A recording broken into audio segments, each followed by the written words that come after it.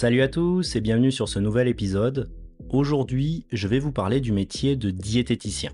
Parce que vous êtes nombreux à me poser des questions sur le type de nutritionniste qu'il faut aller voir, quelles sont les formations certifiées, est-ce qu'il y a des spécialités, est-ce que c'est pris en charge par la sécurité sociale, etc. Je vais m'efforcer de répondre au mieux à toutes vos questions. Nous allons tout d'abord définir et mettre un point d'exclamation sur ce qu'est la diététique. La diététique est une science qui étudie les règles de l'équilibre alimentaire et les adaptations selon les besoins des individus. Ça ne s'improvise pas. De nos jours, les seules professions certifiées et reconnues, habilitées à faire des prescriptions médicales et donner des conseils en alimentation, sont soit les diététiciens nutritionnistes, soit les médecins nutritionnistes. Un médecin nutritionniste a passé un parcours classique de médecine, soit 6 ans post-bac en faculté de médecine, suivi d'une spécialisation de 4 ans en endocrinologie, diabétologie et nutrition. Il est avant tout médecin, pouvant effectuer des prescriptions avec des traitements médicamenteux, et les consultations sont en partie prises en charge par la sécurité sociale. Le terme de médecin nutritionniste est donc inexact, ou du moins réducteur. On devrait plutôt parler de médecin endocrinologue, diabétologue et nutritionniste. Le diététicien nutritionniste est un professionnel paramédical, tout comme un pédicure-podologue ou un ostéopathe. Il est avant tout formé comme un clinicien, ayant passé un BTS diététique ou un BUT génie biologique parcours diététique et nutrition, qui est le successeur du DUT, pouvant ouvrir la voie sur une poursuite d'études en master de nutrition. Ils sont tous deux reconnus diplômes d'État, mais dont la profession n'est pas prise en charge par la sécurité sociale. Certaines mutuelles prennent en charge tout ou partie des consultations ou des suivis avec un diététicien.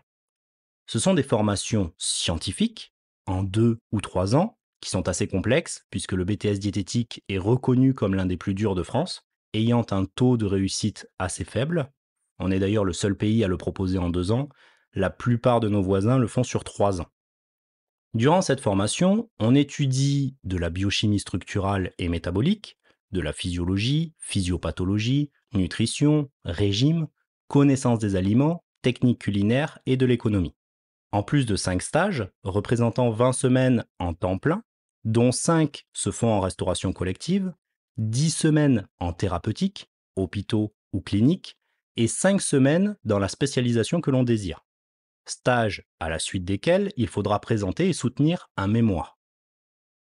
Voilà, vous en savez plus maintenant sur la formation. Je tiens donc à vous rappeler que les seuls titres de diététicien et de médecin nutritionniste sont habilités à effectuer des suivis alimentaires contre rémunération. Le seul titre de nutritionniste n'est pas reconnu d'État. Toute personne ayant passé une formation avec des modules de nutrition peut se dire nutritionniste. Ça n'en fait pas pour autant un professionnel de santé.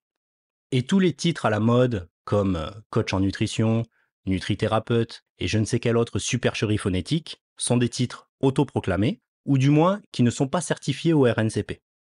Je ne doute pas qu'ils puissent avoir des connaissances nutritionnelles, je précise juste qu'il s'agit d'une profession médicale réglementée, qui nécessite un titre officiel pour exercer, afin de ne pas se retrouver avec des conseils farfelus qui peuvent être délétères pour les patients.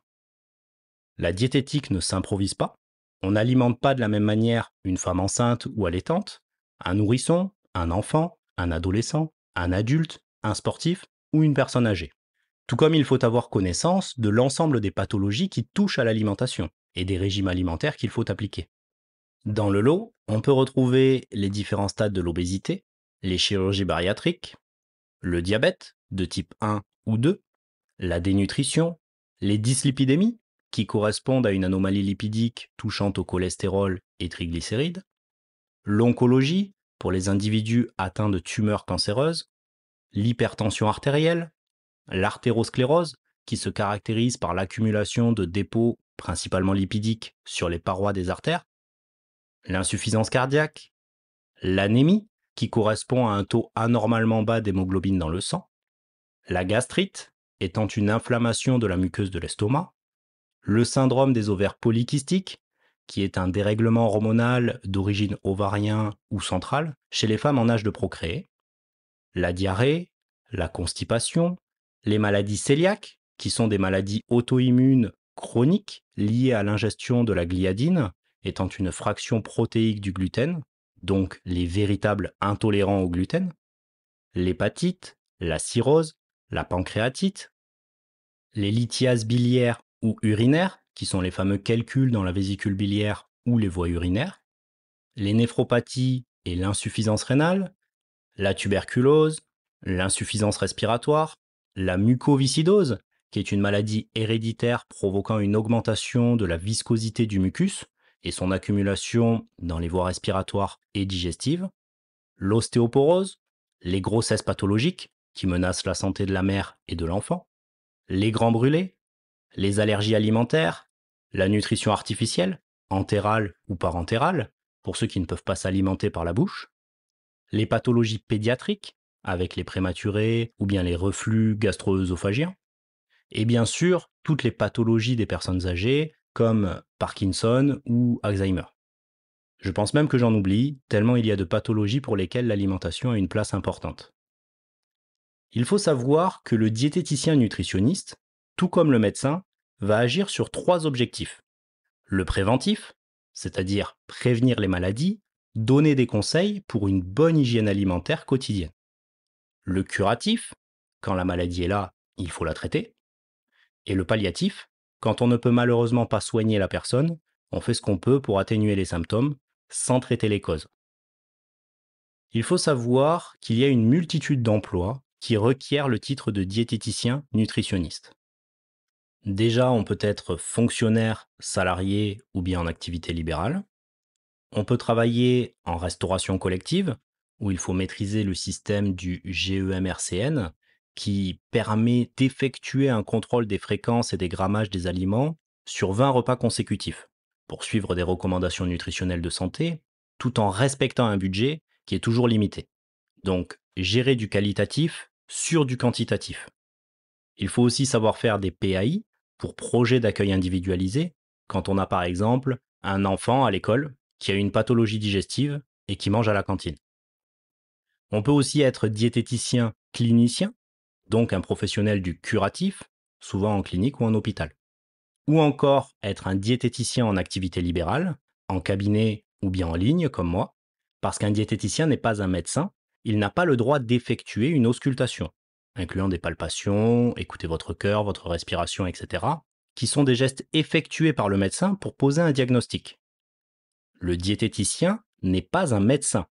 Il va devoir faire ce qu'on appelle une anamnèse alimentaire, qui consiste à retracer vos habitudes alimentaires, sur le plan qualitatif et quantitatif, afin de calculer vos ingestats. En gros, faire un bilan alimentaire pour voir les pistes d'amélioration. Techniquement, un diététicien a besoin de connaître votre poids, votre taille, votre âge et votre niveau d'activité physique journalier, ce qui ne nécessite pas de vous toucher, et ce qui explique aussi que les suivis peuvent se faire à distance, comme je le fais sous forme de visio. Les seuls cas de figure où le diététicien peut être amené à toucher son patient seraient pour mesurer le tour de taille, ou encore faire une analyse de votre masse grasse à l'aide d'une pince à pli cutané. Auquel cas, il serait amené à venir pincer un bout de votre peau au niveau de votre biceps et triceps brachial, ainsi que dans votre dos, sous la scapula, et sur votre ventre, à côté du nombril. Tout ça pour vous dire que seul le médecin est habilité à vous ausculter. Le diététicien a besoin de faire un bilan alimentaire, en ayant connaissance de votre taille, poids, âge et niveau d'activité physique quotidien, parce que si vous travaillez dans le bâtiment, vous aurez une dépense énergétique bien plus importante que si vous travaillez assis derrière un écran, pour donner un exemple. Après, ce n'est pas parce que vous êtes diététicien nutritionniste que vous êtes ultra compétent dans tous les domaines de l'alimentation. On y est formé, il y a donc un bagage de connaissances, mais la compétence requiert de l'expérience. Chaque diététicien est plus ou moins spécialisé selon les catégories d'individus ou les pathologies qui dépendent de son parcours et surtout de ses affinités.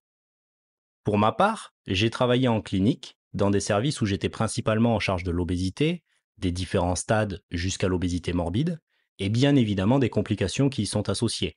Résistance à l'insuline, diabète de type 2, dyslipidémie, chirurgie bariatrique, sédentarité, etc. ce qui fait de moi un expert dans le domaine de la perte de poids et de la gestion des complications qui y sont liées. En revanche, je ne me considère pas plus légitime qu'un de mes confrères cliniciens, qui aura des décennies d'expérience en oncologie par exemple, pour prendre en charge un cancéreux ou d'autres types de pathologies. Là où je suis vraiment légitime, c'est dans le domaine sportif, étant un professionnel du sport diplômé, exerçant comme entraîneur et préparateur physique depuis 2016, je connais les problématiques de terrain et je sais lier mes connaissances en diététique par rapport à ces problématiques, étant moi-même sportif et enseignant dans le cadre de la formation STAPS auprès des futurs entraîneurs et préparateurs physiques. D'ailleurs, pour ceux qui ont un certain niveau d'études dans le sport ou dans le médical, sachez qu'il existe des DU, des diplômes universitaires, en nutrition. Il y a une multitude de spécialités qui sont proposées selon les universités. Dans le lot, vous pouvez retrouver des DU en nutrition et maladies métaboliques, en nutrition clinique et métabolisme, en nutrition, micronutrition, exercice et santé, en nutrition et obésité de l'enfant et de l'adolescent, en nutrition et vieillissement, en nutrition en cancérologie et en nutrition et activité physique et sportive. Ces diplômes universitaires vous permettent d'acquérir de nouvelles connaissances, et je pense que c'est une réelle plus-value puisqu'ils permettent de donner des conseils nutritionnels en plus de votre expertise dans votre domaine d'activité. Si vous êtes pharmacien ou kinésithérapeute, un DU en nutrition clinique et métabolique, ou sur le vieillissement, ou encore en cancérologie pourrait être intéressant. Tout comme un professionnel du sport aura tout intérêt à se former sur la nutrition et la micronutrition du sportif, bien que ces diplômes universitaires ne vous permettent pas de faire des prescriptions, seulement de donner des conseils. Je vais finir cet épisode là-dessus. Pour conclure, je vous dirais qu'avant de faire un suivi avec un médecin nutritionniste ou un diététicien, je vous invite à vous renseigner sur ces spécialités pour savoir s'il est le plus à même de vous conseiller dans votre situation. Je vous remercie pour votre écoute. Si vous souhaitez me contacter, ça se passe directement sur mon site web, kevin-du6dumont, dumont.com. En attendant, prenez soin de vous et à bientôt pour de prochains épisodes.